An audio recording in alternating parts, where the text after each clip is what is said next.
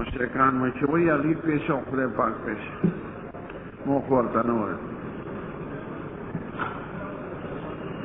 ځمکې نه که چاقپي اوچتې کړې نو مونځ یې کېږي او اعاده پې واجب ده او کله مونځ باطلوي علما. رب العالمين والصلاة والسلام على سيد الأنبياء والمرسلين وعلى آله الطيبين وعلى أصحابه.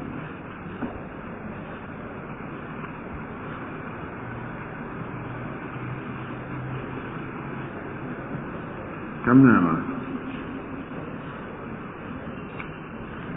باب ما جاء في القبلة ومن لم ير الإعادة على من سعى فصلى إلى غير القبلة وقد سلم النبي صلى الله عليه وسلم في ركعتي الظهر وأخبر الناس بوجوه ثم أتم ما بقي. باب دې چې راغلی دی په احکامو د قبلې کې او که سړی سهو شي او غیر د جهت د قبلې ته مونځ کړي د باندې عاده شته که نه د باندې عاده نشته. امام بخاری یو دو مسلو ته اشاره کوي. اول خو اهمیت د توجه قبلې ته چې کله درته رایاد شو قبلې ته به مخکې که په میانځ د مانځه کې هم اگر چې څه مونځ غلط طرف ته کړي دویمه دا وایي چې سړي سهون خطا شو د جهت د قبلې نه او مونځ یې وکړو او رستو ورته پته ولګېده د باندې عاده شته که نه. امام مالک سے وی په وخت کې که ورته رایاد شي عاده به کوي او بعد الوقت نشته او شافعي سے وی مطلقا به عاده کوي که وخت کې ورته رایاد شي که رستو او حضرت امام ابو حنیفه او احمد سے وی نه عاده پې نشته. امام بخاري د دې دواړو امامانو قول اختیار کړی او دی وی عاده پې نشته. ومن ولم ير الإعادة على من سعى فصلى إلى غير دلیل یې څه دی؟ حضور مبارک په رکعتینو د ظهر کې سلام وګرځاو او خلقو ته متوجه شو دغه لږ ساعت یې غیر د قبلې ته واقع شو او بیا چې ورته وویلي شو نو قبلې ته یې مخ کړی نو دغه لږ ساعت چې توجه الی غیر القبله بیا سهون کړی وه عاده د مونځ یې نه دی کړی اتمام یې کړی یعنی ابقاء ما کان علی ما کان تیر مونځ یې په خپل حالت پرېښی. دا حدیث د سجده سهو سره تعلق لري هغې کې یو بحث کوو وروسته انشاءالله خو دلته یې د قبلې په حیثیت ذکر کوي. قال عمر رضی الله عنه وافقت ربي فی ثلاث خدای سره ما موافقت کړی په دریو خبرو کې. یعنې داسې نه وایي چې خدای زما د رأی مطابق وحی رالېږلې ده نو ادبا او احتراما موافقت خپل ځان ته منسوب کړي. پنځیش ځایه کې وحی موافق د رأی د عمر فاروق راغلی ده. دې حدیث کې درې ذکر یو ځل ما نبی کریم ته ویل اتخذنا مقام ابراهیم مصلی که مقام ابراهیم کې مونځ کوو نو څنګه به خوند وکړي وی آیات نازل شو واتخذوا مقام ابراهیم مصلی. بل په آیات د حجاب کې ما رسول الله ته قربان بیبیان ته ووایه چې پرده کوي ځکه په لارو کې هر قسمه خلک راځي نیکان او بدان آیات د حجاب نازل شو. یو ځل بیبیانو په غیرت را جمع شوي وی یعنی حضور مبارک ته وایي صاحب خلک تبر له دا راوړي ته موږ له نه راوړی فلانکې دا راوړي ته موږ له نه راوړی نو غیرت معنا دا چې تقاضی پې کوله د ډېرې شیان وی زه ورله ما ورته کینې په خلا که تاسو طلاق کې خدای پاک به وله نورې بیبیانې ورکړي نو مکه شانت آیات هم نازل شو عسى ربه إن طلقكن أن يبدله أزواجا خيرا منكن مسلمات مؤمنات قانتات تائبات عابدات سائحات سيبات وأبكارا. دا بل جمله تحديث تفار نقل کوي قال حدثني حميد قال سمعت انس لکه حمید مدلس دی او مخکې عنعنه کړی عنعنه یې درته په تحدیث بدله کړه. مقام ابراهیم نمرات قبله شو. یو سوال دی د طالبانو حکم خیالي چې خدای پاک د امهات المؤمنین په باره کې وایي چې ستاسو په شان دنیا کې ښځې نشته یا نساء النبی لستن کأحد من النساء ان اتقیتن فلا تخضعن بالقول فیطمع الذی فی قلبه مرض وقلن قولا معروفا. چې خدای پاک بیان تو استاسو پشان سوک نشتا نو څنګه خدای وای عسى ربه ان طلقكن ان يبدله ازواجا خيرا منكن، استاسو نه به بهتري ورکړي شي او بل طرف ته استاسو پشان نشته سو نو بظاهر خدمانو آیتونو کې تعارض ده. نو جواب یې دا دی چې هغې ته خدای وي ستاسو پشان نشته د هغه وخت کې چې په زوجیت د مصطفی کې دي، د حضور مبارک پاک د نکاح کې دي، او چې طلاق کی او نور یې وکړي نو بیا به هغه نورې غوره شي. دوی ته خو شرف د دې وجې نه حاصل دی چې د هغوی په نکاح کې دي، نو چې پرېږدي خو د نکاح شرف ختم شو، او چې نور یې وکړي نو هغه بیا بهتره شي. حدثنا عبد الله بن قال اخبرنا مالك عن عبد الله بن دينار عن عبد الله بن عمر قال بين الناس بقباء في صلاه الصبح. د سبا په مانځه کې یو سړی راغی ویل صاحب قبله بدله شوې ده، نو دوی په مانځه کې مخ راواړو او مخکې شام طرف ته مخ و بیا جنوب طرف ته مکې ته مخ کړ. نو دا څه یو آیات دی چې په سهوانو اعاده ورته نه ده شوې او نو ورته حکم د اعادې شوی. نو که چا سهوان غیر د جهاد د قبلې ته مخ کړ نو په هغه اعاده نشته. حدثنا مسلم قال حدثنا دا حدیث ته دغه د صحیح عن عبد الله قال صلى النبي صلى الله عليه وسلم ظهر خمسا، یو ځلې ماسپښین 5 رکعات وکړو. فقالوا ازيد في الصلاه قال وما ذاك قالوا صليت خمسا. نو دا لږ ساعت چې مخ راړولو دا سهوانو فصنع رجله وسجد سجدتين، بیا 2 رکعات مونځ کړ او 2 سجدې کړې او قبلې ته مخ. باب حق البزاق فی المسجد، دینه پس مساجد او ابواب دي 55 ابواب دي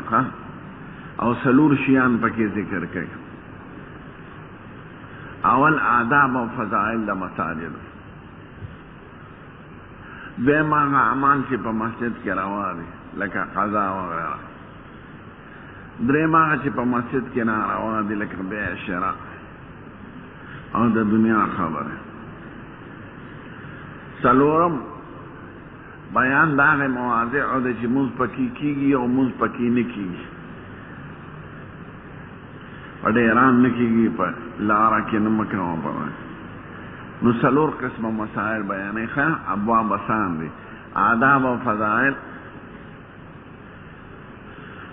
او کوم عملونه چې په جومات کې روا دي او چې کوم ناروا دي، او هغه ځایونه چې جومات کول یې روا دي یا ناروا دي. باب حق البزاق بالید من المسجد، لارې خراش کې چا توکلي په لاس باندې لکول پکار. لاس لمراد لاس نه دی چې لاس وروړه، لاس معنی مباشرتاً په خپله کول، که ډکې راوالې په هغې لر کې هم دا لاس باندې هلکه په خپل لاس مې دا سړی ووو، په خپل لاس مې قتل کړه، نو په لاس یې خو وجنې نه، په توره یې وجنې او په ټوپک یې وجنې، خو دا ده په خپل لاس استعمال کړه. نو مباشر حق البزاق بالید من المسجد، جماعت کې خراش کې تاتو کړي په لاس یې لرکا، یعنی په خپله یې لرکا. جماعت کې نسواریان کټوی ځان ته کېږي، شکر دی چې دا څیز کمیږي رو افغانان مو جماعت کې به یې کټوی ایښی هغې کې به یې لارې توکلې. زموږ یو استاد و په صدري مدرسه کې کوستان اوس وفات، نو صدرام ته ویله نو هغه چې به کې سبق وی نو دلته یې کټوی پرته وه، نو لاړې به یې په هغې کې توکلې، نو ډېر کرته و په کتاب لاړې توی شوې دی یې په لاس داسې کړ، نو ګنده شی دی نسوار. زنب صاحب الخالد بن اسماعیل بن جعفر بن حمید بن حسن مالک ان النبي صلی الله علیه وسلم قامت فی القبلة، خراش کی ولید چا د قبلې په دیوال تو کړو، فشق ذلك علیه، دا په ډېره بده ولګېده، حتی رؤیه فی وجهه، د هغې اثر د کراهیت په مخ مبارک کې څرګند شو، مخې رنګ یې ښکلی نو د ښکلي انسان کې غضب او د خوشحالۍ اثر در څرګندېږي. نو بیا یې وایي فاکهو بیده په لاس یې لرکه، لاس معنا ده څه په ډکي په کاڼي یې لرکه په خپله. فقال بیا وایي ان احدکم اذا قام فی صلاته چې سړی مانځه کې ولاړي فانما یناجي ربه دې خدای سره خبرې کوي. او قال ان ربه بینه وبین القبله دته خدای مخکې دی د ده د قبلې په منځ کې خدای دی. فلا یبزقن احدکم قبل قبلته قبلې کې لاړې تو نه کې د ګس طرف ته لاړې تو کې یا د قدم د لاندې یا په ساده لاړې تو کې داسې او ګوتې داسې ثم رد بعد ولا بدن فقال ويفعل هكذا یا داسې. خدای د ده د قبلې په منځ کې مطلب د خدای تجلی وي دلته، لکه خدای په عرش تجلی کړی دی استوا علی العرش. مونږ ټول بنو د خدای په صفات خدای په عرش استوا کړی ده چې څنګه استوا د هغه سره د ذات سره ښایېږي، او خدای په قبله د مصلي کې وي چې څنګه خدای سره ښایېږي. موسی علیه السلام ته چې ونه کې خدای ښکاره شو نو دا تجلی د خدای وه. تجلی وایي ظهور د شي ته په مرتبه ثانیه د وجود کې، او د تجلی د ظرفیت نه ظرفیت د اصل نه لازمیږي. زما په سترګو کې تاسو ښکاره په دې کس کې، نو تاسو خو په خپله نه یې، دا ستاسو تجلی ده. یا په عینه کې سړی ښکاري نو ته خو په عینه کې نه یې، ستا عکس دی او تجلی ده. موسی علیه السلام ته چې انی انا الله زه خدای یم اونې نه ورته آواز کېږي. نو د دې اونې داسې مثال لکه ټیلیفون کې سړی وایي زه فلان کې یم، نو هغه فلان کې خو ټیلیفون نه وایي، ده کې بل څوک دی چې هغه خبرې کوي. نو دا د خدای تجلی ده، د خدای ظهور دی. نو ظهور دا ظرف د تجلی دپاره دی، ظرف د خدای دپاره نه دی. غټ څیز په وړوکي څیز کې راځي، لکه زما په سترګو کې غر ښکاري، دا جومات ښکاري، او جومات خو په خپله زما سترګو کې نشي راتلی او نه غر راتلی شي. نو خدای تجلی کې خدای استوا علی العرش هم کړی ده، او خدای بینه و بین المسلم دی.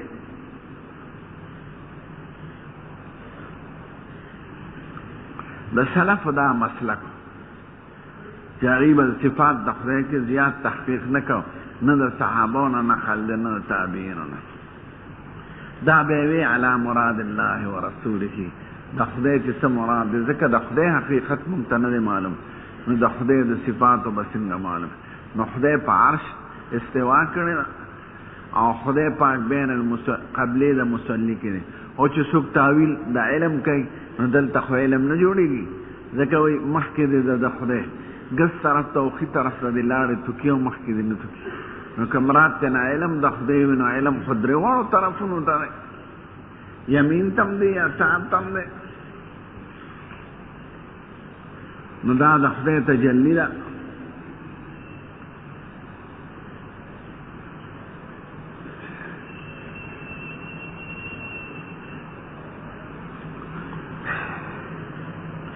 ثم رد بعض ولا بعض فقال ويفعل هكذا.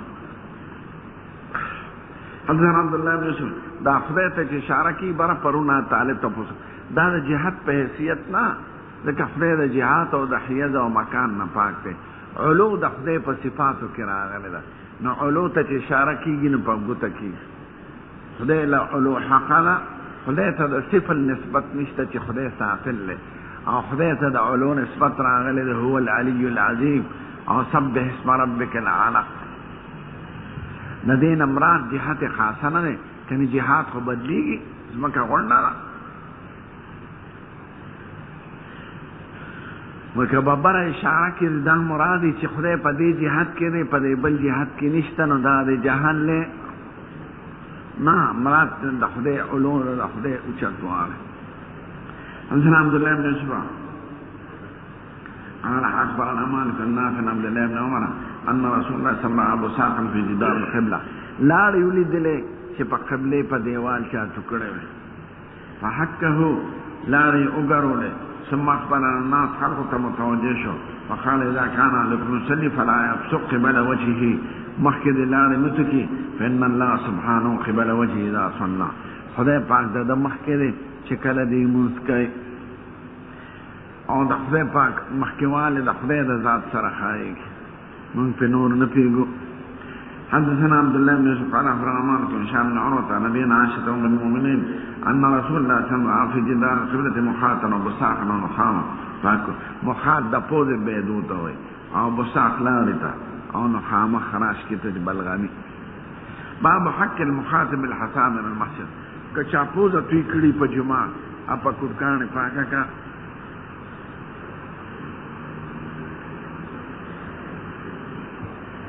انا الحق فنسور حلاج اخو ځانوي انا الحق زه خدای وه نو خدای خو نو که نه که سړی ځان ته خدای وي دا روان دی باب حق المخاطب الحسا من المسجد خراش کی او پوزه په جماعت نه پاکه کې وقال ابن عباس الموتیت علی قدر نقبن که په ګنده په لوند ګندګۍ د خپکې خوره فغسل هوی وینځه وین کان یابسا فلا او کوچی نو می وینځه د دې جملې د لومبي سره څه مناسبت یې دا دی چې جماعت کې مخاط پروت یا خراش کې کوچی ګلوندې اوباسې ده او که د جماعت نه بارې لکه په اوچ سیز د خپکې خو د خیر د خپې وینځل نشته او که په لوند شي د خپکې خو ده نو وینځل شته نو خارج د جماعت کې په یابس او په رطب کې فرق شته او په داخل د مسجد کې فرق نشته داخل د مسجد کې که اوچې پچې پرتې اوچ خراش کې پروت دی هغه ته اوباسه حدثنا موسى بن اسماعيل قال حدثنا ابراهيم بن سعد قال اخبرنا المشاعر بن حميد بن عبد الرحمن ان ابا هريره وابا سعيد حدثا ان رسول الله صلى الله عليه وسلم في جدار المسجد فراش کی ولد فتناول حصواتا فكانت الاسكر فحتها ويغرونا قال اذا تنحى عادكم فلا تنحى من قبل وجهه سړی خراش کی توکی مخې ته دې نه توکی ولا عن يمينه وليبصق عن يساره او تحت قدمه اليسرى او باب الله يبصق عن يمينه في الصلاه خي طرف ته په مانځه کې متوکا ګس طرف ته توکا خارج د مانځه نه خي او ګس یو شان او داخل د صلات کې به خي طرف ته متوکې ويحرم كما قال صلى الله عليه وسلم كان المشاعر بن حميد بن عبد الرحمن ابا هريره وابا سعيد اخبره ان رسول الله صلى الله عليه وسلم راى نخامه في هذه المسجد فتناوله رسول الله صلى الله عليه وسلم ثم قال اذا تنحى معكم فلا تنحون قبل وجهه ولا عن يمينه وليبصق عن يساره وتحت قدمه اليسرى في طرف تلار متوكا دا خي ولا منال قبل يغه منا شو زکه د خدای تجلی وی دلته سړی چې سجده کوي نو بین یې الرحمن کوي د خدای مخ کې کوي دی او د خدای په قدمونو کې دی سجده کوي نو خي طرف ته ولا منال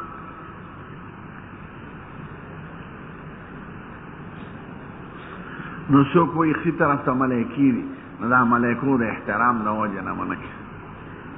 نو سوال دا دی چې ښي طرف ته ملایکې وي ګس طرف ته ملایکې وي که د ملایکو د احترام د وجې نه وي نو خو بیا دواړه طرفو ته منع پکار وه ښي طرف ته جایز یې نه کړه او ګس طرف ته یې جایز کړه نو وایي چې دا د ښي طرف ملایکې امیر دی د ګس طرف باغ حاکم دی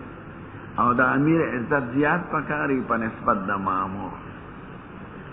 نو بیا سوال دی که امیر دی او که مامور دی خو ملایکی خودی کنه دا ملایکو احترام پکار نو صحیح دا دا چې هغه ملایکی چې عملی کی خی طرف ته او ګس طرف ته دا هغه وحکینی او شیطان ناشي ګس طرف ته ودرېږي او ملائکه بل هغه تصدیق د کوي روغواله کې توفیق ورکړي نو کاتب د حسنات وی او کاتب د سیئات لاشي او دا په مقابل د شیطان کې ولاړي نو ګس طرف ته شیطانې نو می خنزب دې اصلي ته وسوسه اچي نو چې د ګس طرف ته لاړې تو کې دا په سر ورکوږي دنا سبحان الله قال لنا شبه قال ابن قدام قال سمعت انا قال كان النبي صلى الله عليه وسلم احدكم بين يديه ولا عن يمينه ولكن يساره وتحته څومره د لاړو نه حضور نفرت کړی او نسوارو کې لاړې دي د خولې د بدبویۍ نه نفرت کړی دی او په نسوارو په سګرټو کې خوله بدبویه کېږي.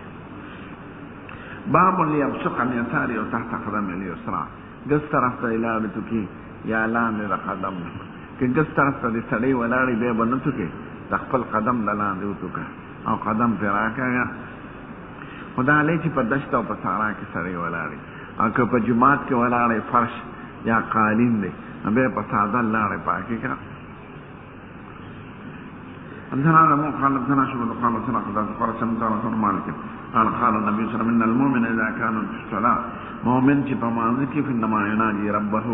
دې خدای سره خبرې کوي اياک نعبد و اياک نستعين، دا خطاب چا سره دی؟ فلا يبصقن بين يديه ولا عن يمينه ولكن عن يساره وتحت قدمه. حدثنا علي قال حدثنا سفيان قال حدثنا الزهري عن حميد بن عبد الرحمن ربي سيد النبي صلى الله عليه وسلم ابصر محمد من قبلة المسجد، خراش کی ولید په قبله د جمعات کې فحکم یو ځل یو صحابي ولاړ ورپسې ولاړ نور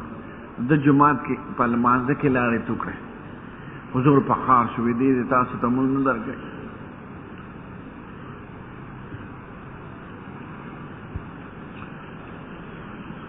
فاكا بأصوات ثم نحان يبصق الرجل بين يديه وعن يمينه ولكن يساره وتحت قدمه اليسرى. وعن الزهري انه سمع حميدا عن النبي سيدنا الخدري نحوه. باب كفارة البذاق في المسجد. في الجمعات کې سړي لاړې توکړي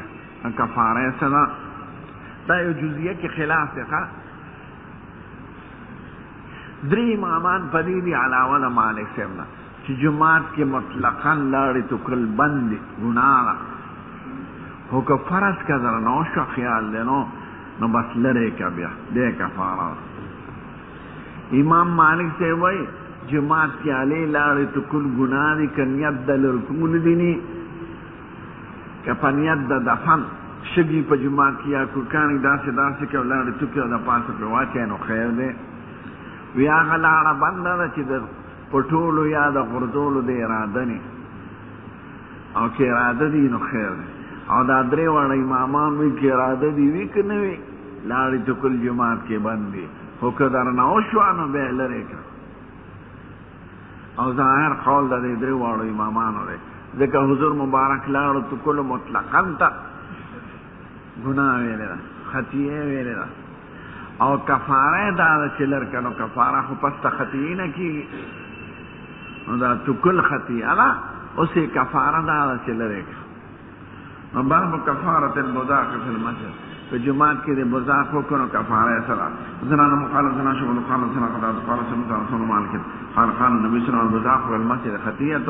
مخکنه په حکم لگاو جماعت کې لاړې توکل ګناه ده وکفارتها دفنها کدر نشي.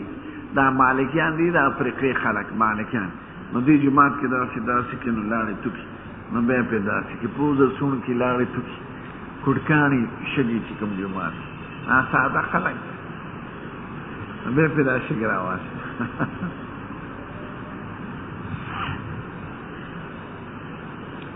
باب دفن النخامة في المسجد، که خراش کې راغی په جماعت کې نو بیا پټ کا یعنې دننه توشوې فیدې کړه په کورکانو کې پټ کا. مثلا صاحب نصر قال اخبرنا عبد الرزاق الله بن حمام انه سمع ابا هريره النبي صلى الله عليه وسلم قال اذا قام احدكم من الصلاه فلا يبصق امامه انما يناجي الله ما دام في مصلاه. دې خدای سره خبرې کوي چې کومې پورې دې په مانځ کې ولاړې ولا عن يمينه فن عن يمينه ملكا شي طرف ته نه کوي شي طرف ته ملائکه ده کاتب د حسنات او ګس طرف غني ځکه کاتب د سیئات ده او منځ خو محل د سیئات نه نه هغه کینی په آرام او تحت قدمي فیدفنها. نو ګس طرف ته لاړې توکي او ګس طرف ته څوکي نو بیا د قدم د لاندې راکړي او قدم دې پرې راکاږي. او باب نظام بدرحو بذاق فلیأخذ بطرف ثوبه. او که ناڅاپه لاړې راغلی نو په جامې راواله صادر باندې داسې کو صادر ومږه. ذا مالك بن اسماعيل قال سنا زهير قال سنا حميد بن مسلم بن مالك ان النبي صلى الله عليه وسلم قام له قبل دفاعها بيده ورؤيا منه كراهيه بدو غن او قال رؤيا كراهيه لذلك. د دې بدواله د غي په مخ مبارک کې سرګن شو بدی وګڼه وشدته علیه دا په سخت ولګېده هلکه وایي جومات ته څوک لاړی څوک وقال ان احدكم اذا قام في صلاته سليمان ذات ولاړ فانما ينادي ربه دې خدای سره خبرې کوي او قال ربه بينه وبين قبلته خدای پاک د دو د قبلې په منځ کې دی دته مخامخ د خدای تجلی وي دغه وخت دا خطاب چې کوي ایاک نعبد و ایاک نستعین اهدنا الصراط المستقیم نو خطاب هغه چاته څوک کوي چې حاضر وي د په نظر کې ولكن يسالي وتحت قدمه ثم اخذ الطرف لله ثم رد خفيف او رد بعض ولا وزن قال ويقول باب عزة الامام الناس في اطاعة الصلاة وذكر القبلة امام بواس کوي خلقو ته په مبارد قبله کې چې مونږ صحیح کوي او قبله ته توجه لري مثلا عبد الله بن قال اخبر مالك بن زناد عن ابي هريره عن مسعود قال هل ترون قبلتي ها هنا تاسو دا خیال دي چې زما قبله دې طرف ته ده یعنی تاسو رانا تاسو طرف ته توجه نشته والله ما يخفى علي خشوعكم ولا ركوعكم تاسو خشوع رکوع معنا پټانه د زیوینم انی لاراکم من وراء ظهری زتا سوینم د شاده طرفه نو مون صحیح کوي دا ورته واس کوي څنګه ویني د دې باره کې د علماء پنځه اقوال دي اوله دا چې مراد د لیدونه وحی ده وحی ما ته راځي ستاسو په باره کې او دا چې رؤیت ته تعبیر خو په وحی نه کېږي یا د وحی نه تعبیر پرون یوحا به ویلو دویمه دا چې د سترګو په ګوټ تاسو ته ګورم نو دا هم بعیده ده ځکه سترګو په ګوټ خو طرفین ښکاري خالص شاته چې ولاړ یا خو نه ښکاري بل د سترګو په ګوټ کې خړومبې صف ښکاره شي رستې خو نه ښکاري بل د سترګو په ګوټ په لیدل خو بیا خاصه د پیغمبرانه شوه خو ته زم کولی شو چې داسې ګورو درېیمه دا چې په دیوال کې به د هغې تصویرونه هغته ښکارېدل خو دا هم بعیده ده ځکه حضور وایي زه تاسو د شا نه وینم نو سورج ښکارېدل په دیوال کې هم بیا د صف اول راځي د صف ثاني خو نشي راځي څو شو څلورمه دا چې په ملا کې ولا خدای سترګې پیدا کړې وې چې هغې کې به یې کتل خلقو ته دا هم بعیده ده ځکه نه سترګې چا ویلي دي بغیر د مهر نبوت نه چا بل څه نه دی ویلی پنځمه دا ده چې د سترګو په دې سترګو به یې لیدل خو د سترګو دپاره مقابله او مواجهه دا شرط عادي دی نه شرط اخلي محاذات شرط عادي یعنی موږ علی څیز وینو چې مخامخ شي راته د حضور پاک دپاره دا نو په دې سترګې لیده بغیر د محاذات او بغیر د مقابلې نه خارق للعادت او معجزه ولاړ او دا قول ولاړ هم په دې سترګې لیده او بغیر د محاذات او بغیر د مخامخ کېدو نه او محاذات او مقابله دا شرط عادي دی زمونږ دپاره شرط عقلي نه دی لکه خدای پاک به ویني خلک هلکه دا یو نفر اوده دی ملا ګوډه ته اوده تهجد دې کړی دی ما نه خوب راځي خو ځان به ویښو بغیر د دې نه کار نه کېږي حدثنا احمد بن سعد قال حدثنا فلان بن سليمان عن هلال بن علي عن انس بن مالك قال صلى على النبي صلى الله عليه وسلم ثم رقي المنبر منذ به منبر توحد بیا وای صلات مبارک یا د رکوع مبارک ذکر رکوع سجده کې خلقنا فرق راځي اکثر انی لاراکم من ورای کما اراکم ز تاسو د شان داسې وینم لکه د مخکې نم چې وینم نو ګورې ما ته خدای پاک تاسو مونځ ښایي نو مونځ صحیح کوئ او رکوع یې یاده کړه ځکه اکثر دا طالبان دي داسې رکوع کوي او لاسونه یې غونډي داسې دا رکوع غلطه ټوکه پس چې رکوع نه ورځي غټ پکې والي چې خر ته ټوک نشي والی او رکوع غلطه کوي نو حضور مبارک د رکوع مبارک وایي فی الصلاة و فی الرکوع، رکوع کی غلطی زیادہ راوی، ورکعوا مع الراکعین، نو رکوع کی گورے طالبان اکثر دا سکے تاسو ته دومره غټه ګیرې چې شاته دې ولاړې او رکوع غلطه کوي. مولیان زوینم دلته جماعت کې رکوع یې نیزده نو سید الکائنات پای رکوع سجده وینم دو کرے خیال کرے. باب نحل یقال مسجد بنی فلان، دا مسجد نسبت چاہتا سیدی کنا چالکہ دا چا جماعت درویش جماعت نو که نسبت دا تعریف تا پارکی نو جائز دے. دا ذکر ہوئی کہ خدای پاکوی وان المساجد للہ فلا تدعوا مع اللہ احدا، مسجد نسبت خدای تا کی انسان تے نسبت سنگر ہے نو دیوی نے انسان تے نسبت روارے کہ مقصد تعریف بھی خدا یاد دارے چې څوک جماعت جوړ جو خپل نوم پیو کی اولی کی نو وی ثواب یې ختمیږي، خپل نوم به پې نه لیکي.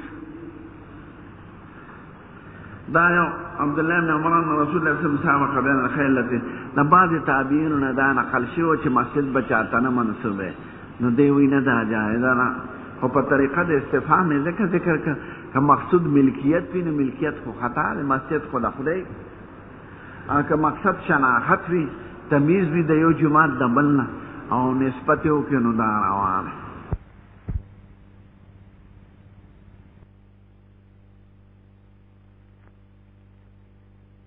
کنه دا مقصد دا دی که جامه دې تنګ وي نو هسې نه چې د تنګوالي د جامې نه په سجده کې فرق ونه کړي نو د سجدې ذکر د جامو د وجې نه دی. که جامې دې تنګ وي هم به کوشش کوي چې لاسونه داسې کړي، او که جامه دې تنګ وي ته وایې چې یاره دغه دی جامه دغه تنګ ده زه پکې ښکارم ترکونه مې ښکاري نو سجده کې مې فرق نه شي وی دا به نه کړي، سجده به هم کامله کې او جامې به اگر چې تنګي خو نو وی د جامو د تنګوالي د وجې نه د سجدې ذکر وکړه نو مقصود به هم جامه شوه. که جامه دې تنګ وي نو هم ګورې سجده کې در نه فرق نه شي. باب اذا لم يتم السجود، که سجده چا پوره ونه کړه. حذیفه صاحب په خپله زمانه کې یو سړي ولیده چې رکوع سجدې برابر نه کوله نو چې مونځ یې وکړو نو ورته وي دې خوا راشه وایي ستا مونځ نه دی، او که ته مړ شي په دې حالت نو مړ به شي په غیر د طریقې د مصطفی نه، هغې خو داسې مونځونه نه دی کړی. او باب یبدي دمعه ویجافي جنبه په سجود، مټې به لرې ساتي د طرفونو نه او ورتوالی به کوي په سجده کې، داسې به سجده نه کوي، سجده به داسې کوي. ان نبی اسلام کان اذا صلی فرج بین یدیه، سید الکائنات چې به مونځ کوم نو مټې به یې ارته کې حتی یبدو بیاض ابطیه، سپینوالی د طرفونو مبارک به یې څرګند شو. وقال لیس حدثني جعفر بن ربیعه، دی بلکې عن جعفرن دی، دی دویم کې حدثني ذکر دی، عن عنه په تحدیث بدله کړه. بسم الله الرحمن الرحیم. دا اوس بل شک باندې شروع کړي، طهارت ختم شو،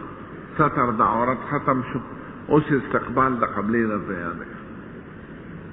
نو باب فضل استقبال د قبله، فضل ثوابونه د استقبال د قبلې. فضل داسې لفظ دی چې فرض او استحباب او سنت درې واړو ته شامل دی. نو قبلې ته مخکولو کې ثواب دی او ضروري دی، په فرض کې هم ثواب دی. یستقبل باطراف رجلي القبله، قبله دومره ضروري ده چې د خپو د ګوتو سرونه به هم راړی قبلې ته. نو دا یې د مبالغې د استقبال لپاره دا اشاره وکړه چې ټول بدن به د قبلې ته متوجه وي، حتی چې د خپو سرونه به د قبلې ته متوجه وي، د خپې به داسې راماتې کې چې هغه د قبلې ته راشي، ولاړې به خپې نه ساتي، ګوتو له به زور ورکړي. نو یستقبل باطراف رجلیه القبله، اطراف د رجلینو به قبلې ته متوجه کې. نو دا د اهمیت د قبلې لپاره یې درته ووایي چې قبلې ته مخکول دومره ضروري دی د ټول بدن چې آخري حصہ د بدن هغه ګوتې دي د خپو هغه به هم راړی قبلې ته په وخت د سجدې کې په رکوع په سجده کې خود قبلې ته متوجه وي په قیام کې او په رکوع کې خو په سجده کې به هم قبلې ته متوجه ساتي دا بعض خلک دا خپې داسې کږې ساتي نه خپې به نیغې ساتي بل چې تکبیر هم ویم داسې به وایه داسې به نه وایه ځکه اسماء بیا قبلې ته رانه دغه چې کوی که نه تکبیر تحریمه داسې وایي ګوتو سرونه به قبلې ته داسې به نه کوه نه داسې به کوه چې قبلو دا سر دا ګوتې قبلې طرف ته راشي او په سجده کې به هم ګوتې ماتوی قبلې طرف سید الکائنات وایي من صلی صلاتنا چا چې زمونږ د مونځ په شان مونځ وکړو واستقبل قبلتنا او زمونږ قبلې ته مخ کوي واکل ذبیحتنا او زمونږ ذبیحه خوري وذلک المسلم دا مسلمان دی الذي له ذمة الله وذمة رسوله چې د سره د خدای عهد او د رسول الله عهد دی نو د ده مال او بدن ته به تعرض نه کوي فلا تغفر الله في ذمته ماتوي عهد د خدای د سره د خدای او د رسول نه د حفاظت عهد دی چې ته به محفوظ یې نو ګورې دغه عهد مات نه کوي خدای او رسول دل امان ورکړی دی هغه امان کې فرق رانه وایي نو چې چا مونځ کو او قبلې ته مخ کو او ذبیحه زمونږ خوري نو دا مسلمان دا علما چې وایي اهل قبله ته به مسلمان وي هغه نوم د دې حدیث نه راوښتی شوی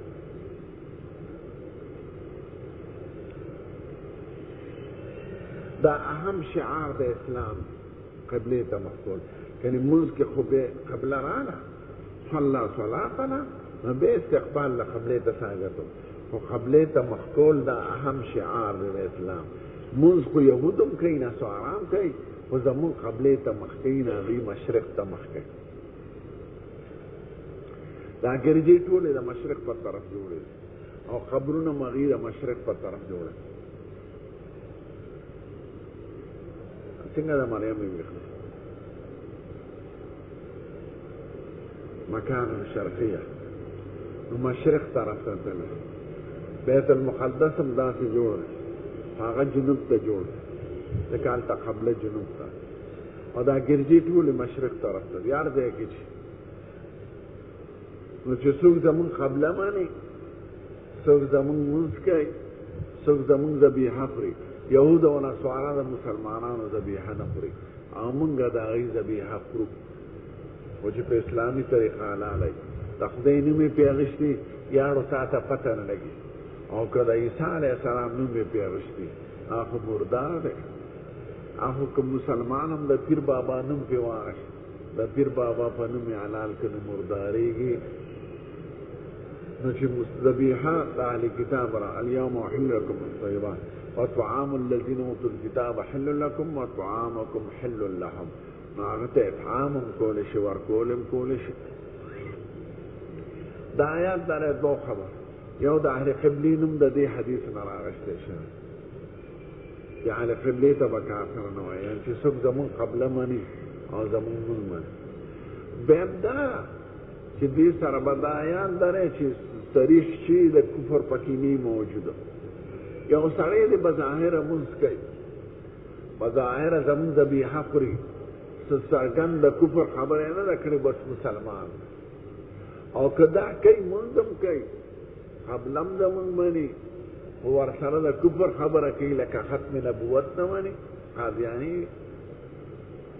یا صحابه کرامو ته کافر وایي یا قرآن شریف محرف ګڼي بل شي د کفر ورسره موجود دی هغه کافر دی یقینا دی خو په دې نه خلاصېږي په تش کلمه وینا نه خلاصېږي کلمه باندې علی خلاصېږي چې بل شي ورسره د کفر نه موجود شوی نو که سړی کلمه په سل ځله ووایي او مونځ سل ځله وکړي خو داسې شی موجود دی ورسره چې هغه کفر دی نو هغه کافر دی مرتد دی نو دا حکم هغه وخت کې دی چې څه منافي شي نه موجود شوی ها نو بظاهر ته ګوره چې ظاهر څه کلمه وویله بس مسلمان د زړه تلاشي او تتبع ضروري نه ده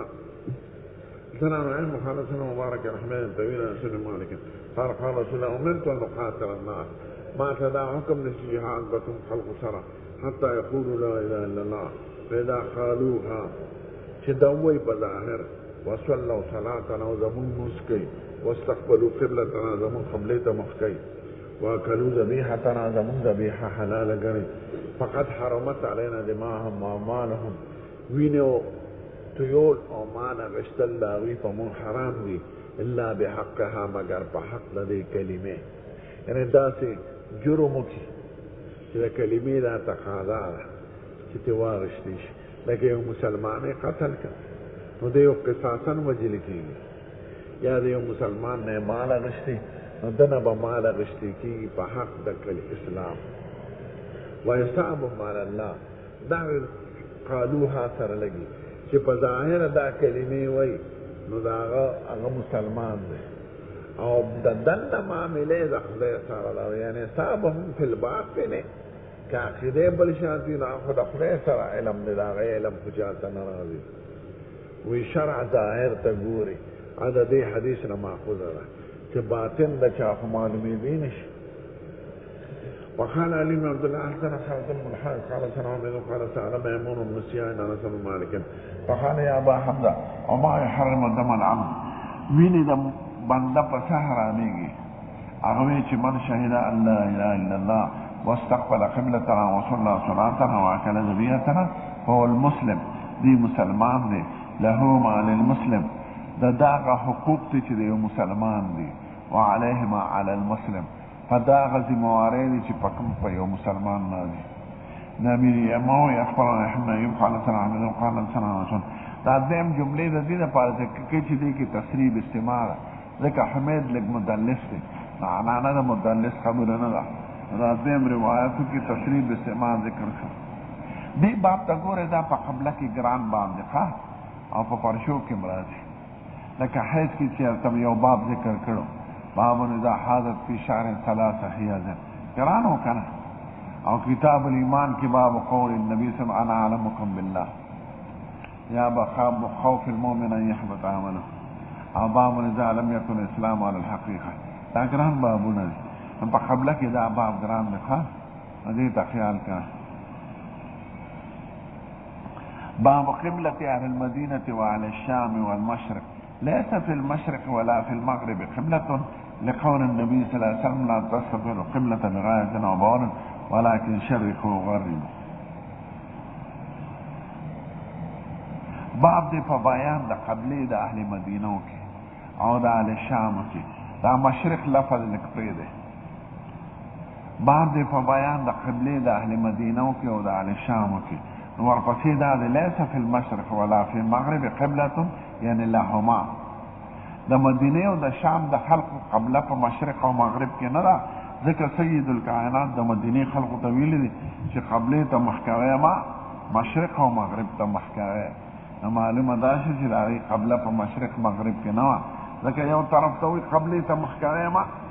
مشرق او مغرب ته کوي دا کې قبله او خو به دا منه ځکه د شام خلق قبله کوم خوا جنوب ته او د مدینه خلق جنوب ته ده ترجمه دومره اسانه ده باب ګرانوالي پکې دا لفظ د مشرق دی اشکال څه پیدا کړ لفظ د مشرق په ترجمه پېښ که باب دی په بیان د قبلې د مدینه او د قبلې د شام کې نو لیس فی المشرق والمغرب قبلة یعنی لهما په مشرق او مغرب کې قبله د مدینه او د شام نشته ځکه د مدینه خلقو ته حضور ویلی دی چې قبلې ته مخکوي ما د بار ته وخت کې او مشرق او مغرب ته کوي معلومه ده چې مشرق او مغرب کې قبله نشته ځکه هغه جایز کړل او قبله ناجایزه کړه نو د هغوی قبله په مشرق او مغرب کې نه ده دا خو څرګنده خبره ده هو المشرقي څه وایي نو ګران ځای پکې کوم ځای دی اشکال پیدا که لفظ د مشرق ډیر مولیان وایي دا مشرق لفظ چېرته کونه مولا او باجوه مولا پکې زیاتي راوستل ځکه دا خو بېځایه لفظ د مشرق د خلکو قبله په مغرب کې ده نو څنګه بیا وروسته دې سره جوړېږي نه چې لیس فی المشرق ولا فی المغرب قبله د مشرق خلکو قبله په مغرب کې ده نو دا چېرته کابل مولا پکې زیاتي کړی خو چونکې دا لفظ راغلی دی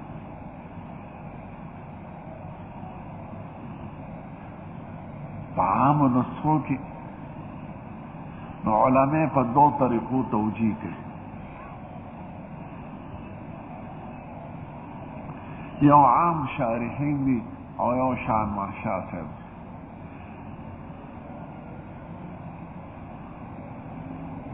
عام شارحین وایي دا مشرقو لفظ دا مجرور نه دی اشکال بالی وی که دا مجرور بی عطفی په مدینه و په شام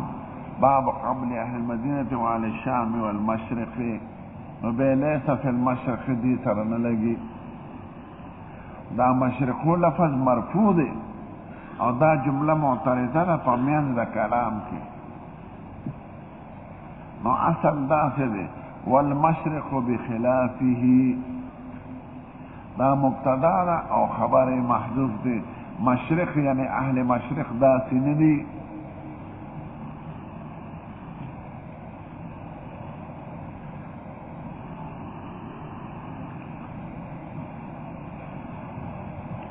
نو بیا پی او سوال دی د طالبان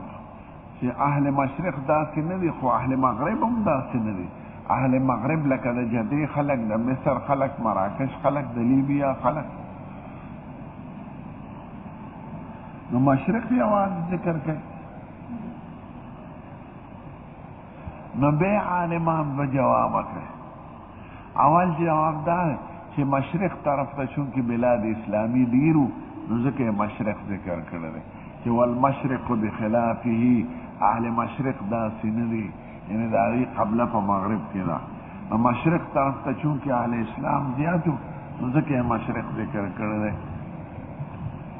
بیا کې د طالبانو سوال دی چې دا درته چا وایي چې په مشرق کې مسلمانان زیات په مغرب کې خو د دینه زیات دي سودان مغرب ته دی ټول مسلمانان دي مصر مغرب ته دی لیبیا مغرب ته دی الجزائر مغرب ته دی مراکش مغرب ته دی موريتانیا مغرب ته دی افریقا عام د اسلام ملکونه دي او هغه ټول مغرب جانب ته دي او دې خوا خو دومره نشته دې خوا خو ایران دی مردار افغانستان او پاکستان د اسلام ملکونه دي او هندوستان د کافرو ملک دی چین د کافرو دی جاپان د کافرو دی اسلامی ملکونه خو مغرب ته زیات دي په نسبت د مشرق دا جواب خواړو صحیح نه نو بیا حافظ بدرالدین عینی راولاړ شوی دی او نه دې سره مغرب لفظ مقدر دی خو دا د قرآن شریف په اسلوب باندې روان دی چې یو دو معادلین وي برابر خبرې نو یو کله حذف شي اختصارا او دلیل آیات د سورت نحل دی خدای پاک وایي وسرابیل تقیکم الحر وسرابیل تقیکم باسکم دا صغری کمیسونه دلته جوړ کړي او پرتګونه چې تقیکم الحر تاسو د ګرمۍ نه ساتي نو چې څنګه د ګرمۍ نه ساتي خو د یخنۍ نه هم ساتي تقیکم الحر والبرد پکارو نو لفظ د حر ذکر شوی دی یو معادل او بل معادل نه ذکر شوی نو اصل کې داسې وسرابیل تقیکم الحر والبرد نو دلته مشرق ذکر شوی دی او یو معادل مغرب هغه نه ذکر شوی اختصارا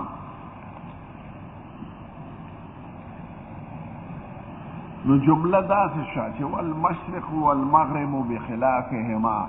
د مشرق خلک او د مغرب خلک داسې نه دي لکه د مدینې او د شام د مدینې او د شام قبله په مشرق او مغرب کې نه ده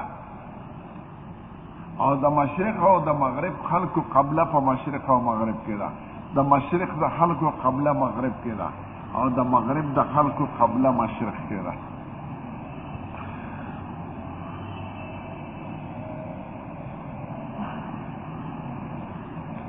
دا عام شارحین ورش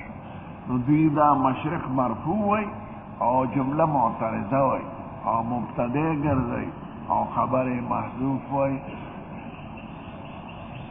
دا عام شارحین ورش دیم رای شان ورشا صاحب دا او اینا مشرق مجرور دی او عطف دی پا دی مدینه و پا شام نو مسئله دا سشوا چه باب دی پا بیان دا قبلی دا اهل مدینه و دا اهل شام و دا اهل مشرقو که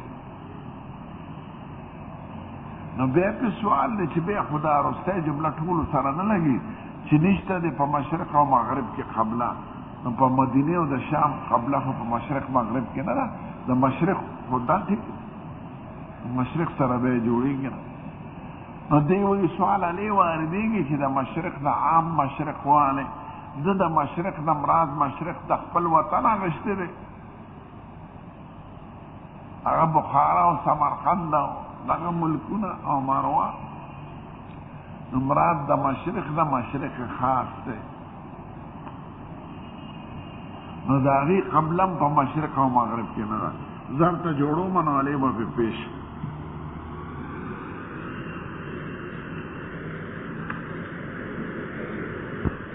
یعنی بخارا یاد ہے آگا دلتا او مروان دلتا نو دا مشرق تا شام و دا مدینه کی را دی نو داغی قبلم دا سرا دی داغی قبلم پا جهت دا مشرق و مغرب کے نا با ترمیزی کی بلا راشی چا عبداللہ مبارک احب تیاسر لأهل مروہ دا مروی خلق با جس طرف تاوری تاسی بنو دریگی تاسی بو دریگی لیکن داغی قبل پترستا نمراد دا مشرق نا مشرق خاص دے چاگا دا بخارا و دا مروہ ملکون دی دا مدینه او دا شام نه په مشرق کې دي د مکې مکرمه او د مدینې نه په مشرق کې نه دي پترس دي شمال مشرق کې نو دا وی قبله هغه په مشرق او مغرب کې نه ده په څه کې ده په پترس تاسو راځي کنه دا بیت الله مشرق او مغرب ته بدل دي دی خبره دی باور په منځ کې د جنوب او د مغرب په منځ کې مراد د مشرق نه مشرق د مدینه او مشرق د بیت المقدس یا د شام چې هغه بخارا او مروان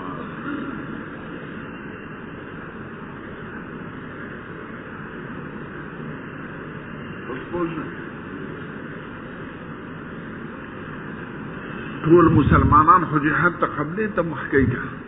نو چې جهادونه بدلې د قشان نو دو توجیه شو بلکې درې شو څوک وایي مشرق لفظ غلط لیکل شوی څوک وایي نه مشرق مرفوع دی او د دې خبر محذوف دی والمشرق بخلافهما درېمه رایه دا شوه چې نه مشرق مجرور دی او حذف پکې نشته او بیان د مدینه د خلقو د شام د خلقو د اهل مشرق دی خو مراد د مشرق نه مشرق خاص دی چې هغه بخارا او مروه چې په مشرق د شام کې راځي د خپل وطنونه یادای د هغې قبلم په جهت د مغرب او مشرق کې نه ده بلکې مایله ده لکه ما درته وښود او وضاحت به په ترمذي کې مراشي چې عبدالله مبارک وایي زما د وطن خلق د خالص مغرب ته مخکې نه دي د ګس طرف ته مخکې يحب التياسر لاهل المروه د مروه خلق به نیغ مخکې نه داسې او پترس کوي پوه شئ مسله حل شو کنه نو مشرق کې درې توجیه شو او ګران پکې دغه لفظ زنان ابن عبد الله قال ابن اصبح قال اخبرنا الزهري انا طالب بن يزيد الليثي عن ابي ايوب عن سؤال النبي صلى الله عليه وسلم قال اذا اتيتم الغايه دا میله په دې پرچا کې راغلو کنه مسله د استقبال او استدلال تاسو یاد دي کنه شکر سلیکلم دی پکې کنه اذا اتيتم الغايه فلا تستبقوا القبلة ولا تستدبروها ولكن شرقوا وغربوا مغرب او مشرق ته کوي او قبله ته مکوي. نو چې یو جایز کوي بل ناجایز کوي، نو معلومه دا شه چې قبله د هغې په مشرق او مغرب کې نه وکني بیا ورته ولې جایز کوي؟ زمونږ دپاره مشرق او مغرب دی. قال ابو ایوب فقدمنا الشام، چې شام ته رالو فوجدنا مراحیض، هلته م ټټې ولیدې چې جوړې وې په طرف د قبلې، یعنې جنوب ته جوړې وې. فننحرفو، موږ به هغې کې کېناستو، خو قبلې نه به مخ اړو. ونستغفر الله، او د خدای نه به معافي غوسته، هغه بې اختیارو خبرو کې. وعن الزهري عن عثمان قال سمعت ابا ايوب عن النبي صلى الله عليه وسلم عنانه پس ما بدل کړه. او باب قول الله عز وجل واتخذوا من مقام ابراهيم مصلى، دا اوس د مواضع او بیان دی د قبله. ها دې باب کې درې سيزونو ته اشاره کوي. اول دا چې حکم د اتخاذ دا حکم استحبابي دی، امر فرض نه دی. نفل درته یادوي او رکعتین د طواف. دویم دا چې هغه اتخاذ د مصلا نه مراد دوه رکعاته دا کول دي. مصلا کې مقام ابراهیم یعنی دوه رکعاته وکړي پس د طواف. دریم دا چې مقام ابراهیم یوازې خاص ځای نه دی، د هغې قرب جوار ټول شامل دی مقام ابراهیم له.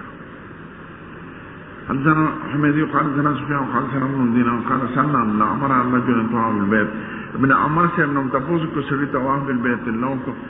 او په عمره کې او صفا مروه نه کړي، ښځې ته ورتلی شي. دا د ابن عباس شاذ مسلک ته اشاره کوي. د ابن عباس دا مسلک ته چې سړی عمرې له لاړ شي او طواف یې وکړو نو خیر دی، بس حلال شو، څادر به په سر واچي. دا زمونږ یو غیر مقلد استاد هغه هم دا کول، شاذو اقوالو پسې به ګرځېد. دا غیر مقلد داسې ټول د ابن عباس صاحب قول ټول صحابه رد کړی. دې وجه ما ته ابن عباس هغه دلیل ضعیف کړو، افعل ولا حرج کې.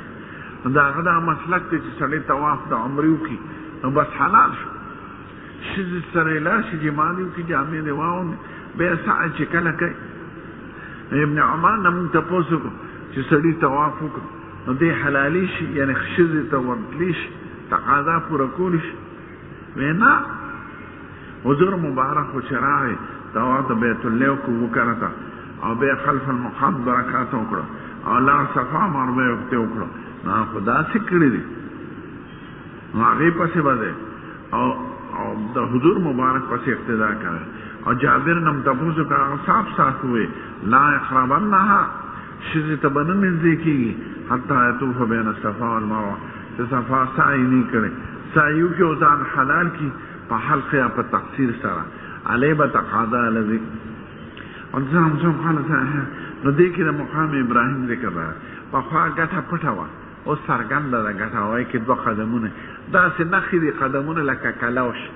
دا پانې بوډۍ دا روسي داسې ننوتې نښې دي پکې او شیشې پې لګولې ده نو ښکاري. خو دا شیشه ده چې په ګولۍ هم نه ماتېږي، ښکاري پکې ګټه، شنه بخنه شان ګټه ده، خړه شنه شان او قدمونه پکې ننوتې دي. او هغې ته بادشاهانو داسې د چاندۍ جای لګولې ده، ځکه خلکو په دې ګوتو والو باندې هغه وان کړي شان، نو هغې ورته لګولې ده. نو که لاړی نو دې ته خیال کوه.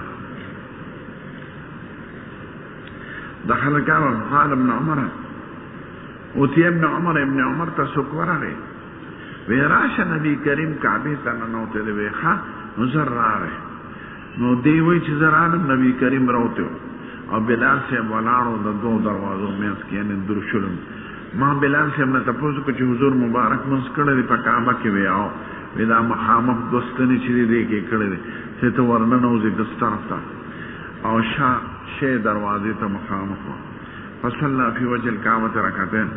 او بیا بارم دوه رکعاته کړو. نو دا ټول په مقام ابراهیم کې داخل دی. ابن عباس وایي چې نبی کریم کعبې ته ننوتی دی خو مونځ یې پکې نه دی کړی، صرف تکبیرونه یې ویلي دي او دعا یې کړې ده. خو ټول علما حدیث ته ابن عمر له معتبر وایي د بلال، ځکه هغه اثبات د صلات کوي او ابن عباس نفي کوي، او اثبات او نفي کې مین تعارض راشي نو ترجیح چا نه راشي؟ بل ابن عمر او بلال موجود دي، ابن عباس دغه وخت موجود نه دی. نو قول د چا معتبر دی؟ ابن عباس وی د نمون نه کړ حضور مبارک تکبیرونه ویلي دی او دویا کړی. ابن عمر وی مونږ کړی دی او بلال وی مونږ کړی دی. اعتبار مونږ لاره دی. بس تکمل دا حدیث خو مونږ ویلی باب التوجه نحو القبلة حيث كان. قبله ته به مخکې هر ځای کې چې دا دې ته اشاره کوي که په نسیانن در لمونځ قبله ته بدل شو نو اعاده پتا شته که نه. نو شافعي صاحب مطلقا اعاده وایي، امام مالک صاحب وایي په وخت کې اعاده شته، په خارج د وخت نه نشته. زمونږ مسلک دا دی چې په غیر د قبلې ته غیر د قبلې ته وکړو نو مونځ دې صحیح دی. ته قبلې ته به مخکې خو که در باندې اشتباه راغله توره شپه وه څوکونه نو هر طرف ته چې دی مخکې خو که په میانځ د مانځه کې درته رایاد شو یا درته چا وښودل نو په میانځ د مانځه کې به م راتاو شي. نو که یو سړي څلور رکعاته څلورو طرفونو ته وکړو هم روان خو چې په دغه باندې نو دی وی قبله ته مخکول ده. ابو هريره وی حضور مبارک وی استغفر قبلته وقبل کبر. قبله ته مخکول ضروری خو که نسیانن د غیر د جهت د قبله ته راغی او بیا درته رعایات شنو قبله ته راوړه. ماغه حدیث چې مونږ ویلو په کتاب الایمان کې صلى نحو بیت المقدس 16 شهرا و 17 شهرا وكان رسول الله صلى الله عليه وسلم يحب ان يوجه الى الكعبه وانزل الله عز وجل قلنا. دا مقصد پدې کې دی چې صحابه کرامو ته خبر ورسېد چې قبله بدله شوې ده. ای په مانځه کې راوړېدل که راونه که په مانځه کې هم درته پته ولګي چې زه غیر د جهت د قبلې ته ولاړ یم نو قبلې ته به راوړې نو توجه نحو القبله ثابته شو.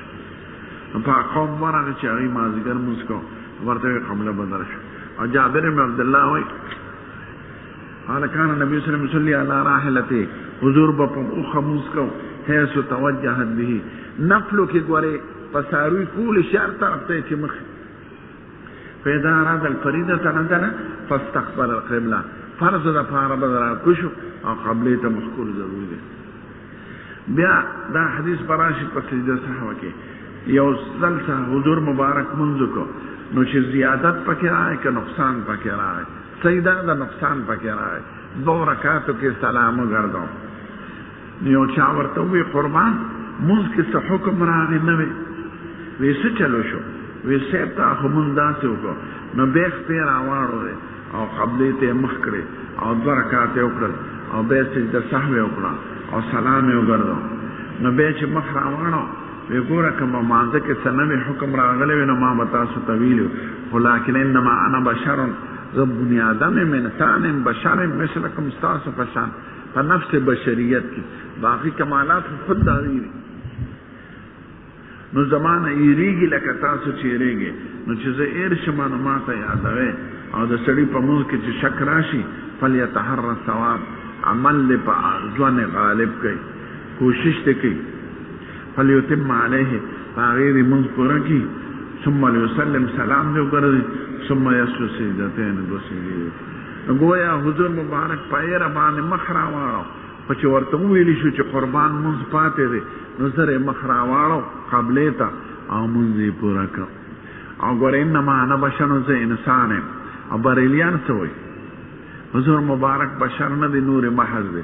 ټیک ته نور د هدایت دی او بشر دی د انسان په ځکه نوم محمد دی پلار یې وکړو مور یې وکړو نیکی وکړو پیدا شوی دی که نه ظلمې وکړو دی بوډا شوی دی سپین ګیری شوی دی تکلیفات پرې راغلي دي دا ټول علامې د بشریت دي. وصلی الله علیه